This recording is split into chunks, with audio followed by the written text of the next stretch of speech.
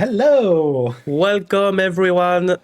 Hello, and welcome to this first round of the 2025 Relic Fest. We are following the Legacy main event for the whole day, so we will start on this first round with a match that is pretty typical of the Legacy state Yeah, at the moment. So on our left, we have Thomas, who is playing Blue Black Reanimator. the best deck in the format on the during this period. Legacy is really oriented with the graveyard, and this And deck is pretty strong in the meta. yes, it's been like 3 years now, something along those lines. With more blue and more blue in it, but And on the right, we have Sebastien, who is playing Cephalid Breakfast. So it seems like it is a Cephalid Nadu deck, not the Nadu mid-range deck that had pretty good successes in the last Eternal Weekends, if I remember correctly. It is more a combo-oriented list. yeah, really full combo. You have 3 combo in the deck. You have the Nadu one, you have the Cephalid Breakfast one, and you have the Tassau Records one. It is the same as the Cephalid one. Yes, I do. yes, In the end. indeed. So players will start in about 1 or 2 minutes. They have their own timer on the table. Players will have 50 minutes to play.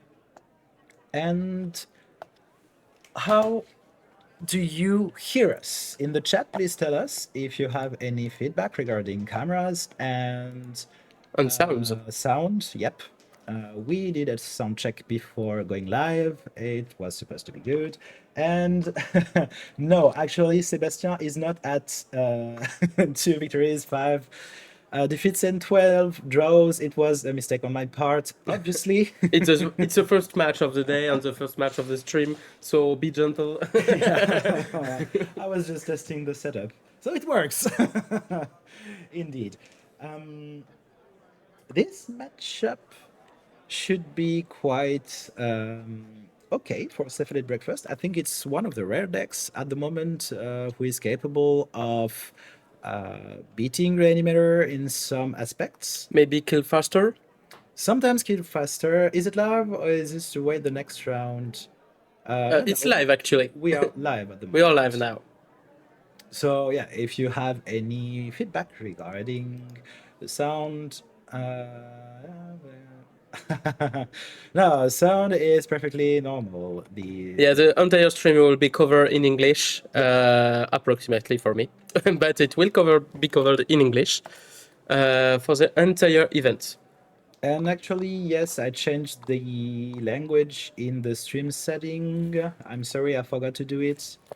Wasn't supposed to start at 9. Yes, for the Duel Commander. This event starts. It's a warm-up Duel Commander tournament to win a Mox. I don't remember which one.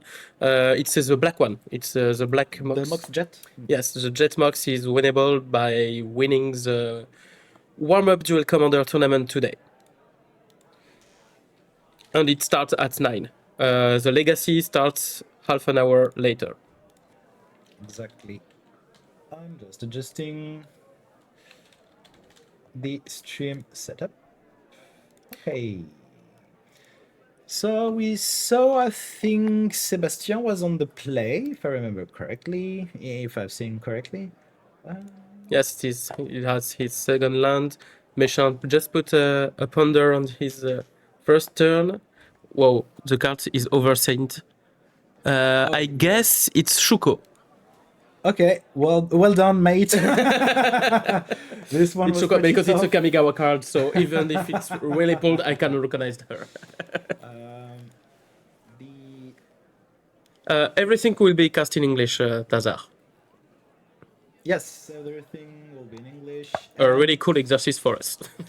We won't cover the DC warm-up.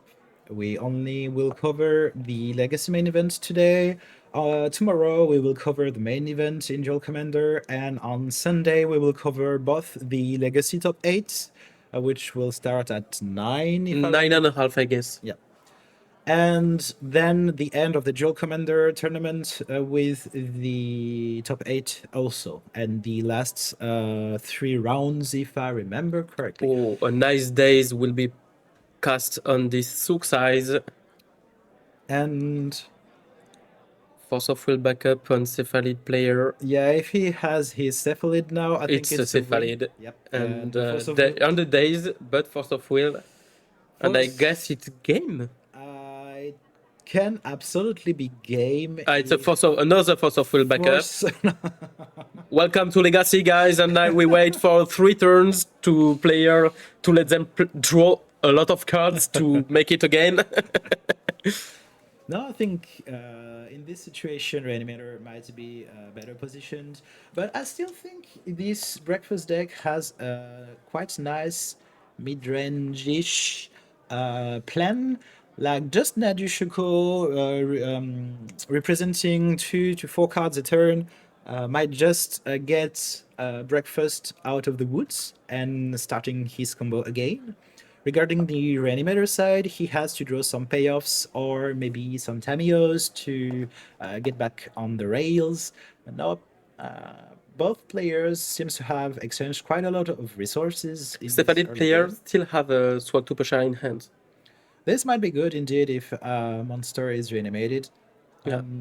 It doesn't quite well answer Tamio depending on the setup because with the brainstorm in backup, it should be quite terrible. And yeah, we see the strength of the Cephalid deck. Which, okay, my turn to kill didn't go according to plan. Okay, so I will just draw cards with Nadu. It's Entomb reanimates in the Yep. same turns on Archon. It will kill this Nadu.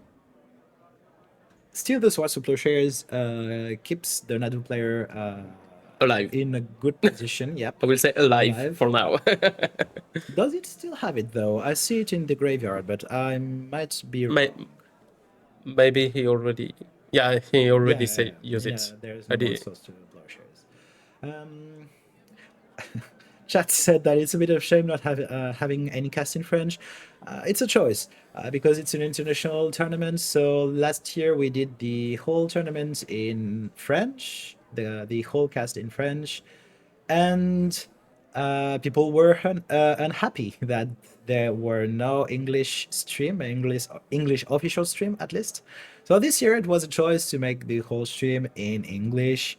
We'll see in the upcoming days how people reacted to this, and if next year we could have maybe both maybe at the same time, but it's logistically not the same. It would be a bit more complicated. Just a second, Judge giving us a heads up. Okay, my co-caster is going to see the judge, and we see. So without this source of Plowshares, it's look actually quite complicated for the Nadu player slash breakfast player. This brainstorm might bringing back in this game. Tamio looks fine, but Tamio was better with a brainstorm as a backup. Now this Archon is threatening to kill really quick Sebastien. And I think if no really strong play or answer is found quickly, this game will be out of control real fast. So the Tamio was the last kind of card in hand from Sebastien, discarded to the Archon trigger. We still have a Wasteland and Daze as a backup. I think this Wasteland might be good. I mean, this prevents your opponent from playing a Nadu if you want to daze it next turn. So, sorry, I was in a little break with the head judge. And so, Cephalid player has no more card in hand, right? Yep. Okay. Sebastien doesn't have any more cards in hand. The English cast by native English speakers, yeah, actually, I think we're doing fine. And it could be possible, but it's a whole other level of streaming if we have to have 2 teams of casting on site. It won't be really easy to manage. And also last year, the English stream was actually managed by Beetleberg. Quite good, quite nicely actually. And Blitzerberg will be present on the event on Saturday and Sunday. Yep, he will be there to cast the Duel Commander tournament, and we see Sebastien conceding to this Archon.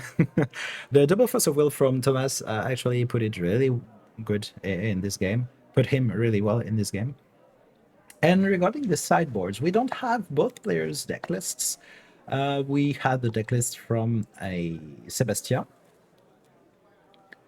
who has some interesting tech in the sideboard, actually. Well, there is a lot of things to cut this rare deck. In this matchup, I think Fair Macabre might be actually a somewhat of a good answer, but Reanimator still has the ability to completely swap his plan to go on a more mid-range-ish version. It is one of the strongest strategies of this deck, strongest points of this deck is being able post side to present something that doesn't really use the graveyard that much. You're not it's not mandatory that you keep your Reanimator plan. You can just beat with a Murktide Regent, Bargoyf, Tamio, that kind of stuff, and becoming more of a blue-black mid tempo-ish shell, which should be immune to cards like the enchantment that arrives in the battlefield before the game even begins. Leyline. Thank you. Leyline of the Void, actually, yes. So this but is in the sideboard, you have a lot of quite good cards in the matchup, like the Denic Ghost Vacuum destroy some rare mechanics. Ghost Vacuum might be good, yep. It doesn't really help you if you take a fast Murktide in the teeth. And if Reanimator makes the choice not to keep that much Reanimate stuff, it might be just a dead card also. Yeah. That's why it's pretty complicated to side against this deck. It's not the worst offender in the matter, I think. Upsal there has been a lot of discussion about this deck recently regarding the fact that it has a switch sideboard with a really strong plan that doesn't really involve the graveyard if needs be. And we don't have access to the sideboard of Thomas, but we can see it a little bit on our screen. He seems to actually cut his Reanimator plan entirely from the deck to put some more interaction in order to keep in check the early Nadu and Cephalid Illusionist's plan from his opponent. I think it is a really good choice. He won the first game with Reanimator, so he might expect his opponent to side in anti-graveyard cards.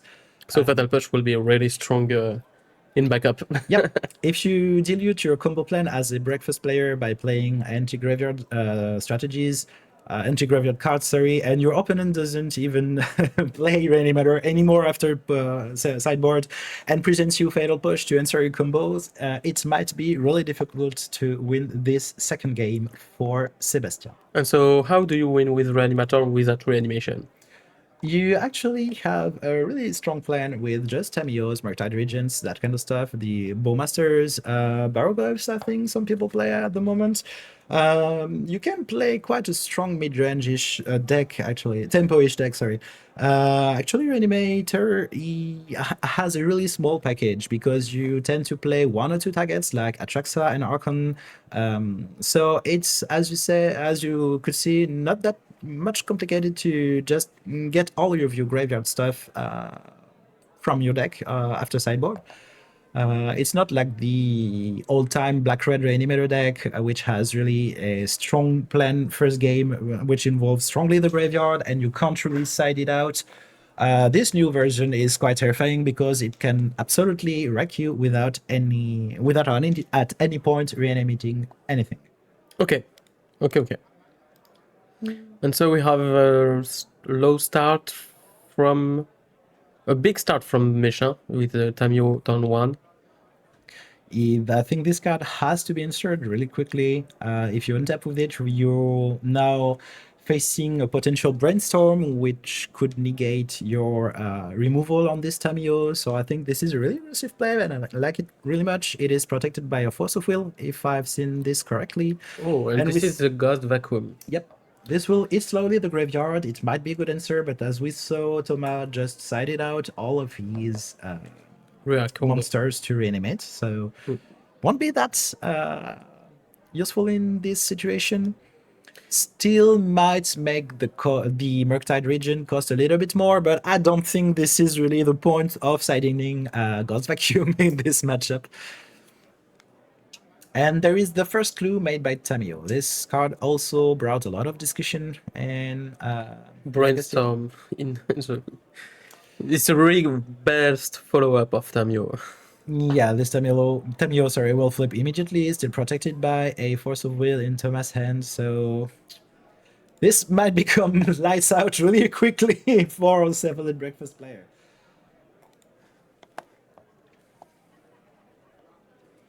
Leyline is still good against Frog and Barrogoyf. Even Reanimator Shell is sided out.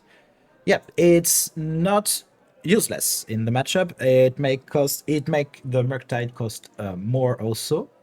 And Barogov is really, really bad with the line in play. But the Frog is banned, so it's not a problem anymore. Frog is banned in Legacy now? Psychic Frog? Yeah.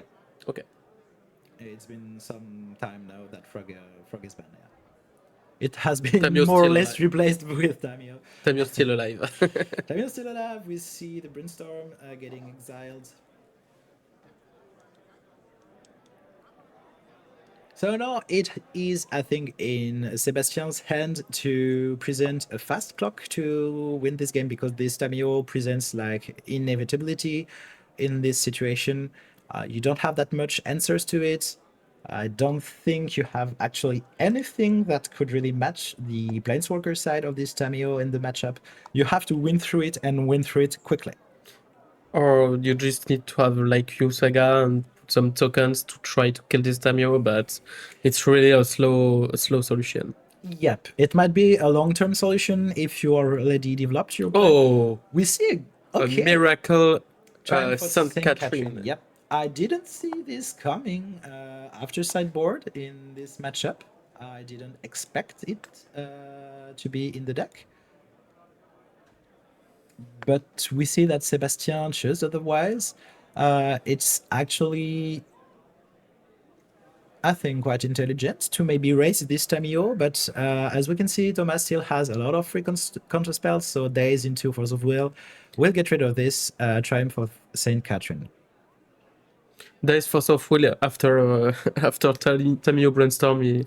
You're so on your feet. I think, yeah, Thomas is feeling good in this one. Still have one land, but still play like 7 mana for free.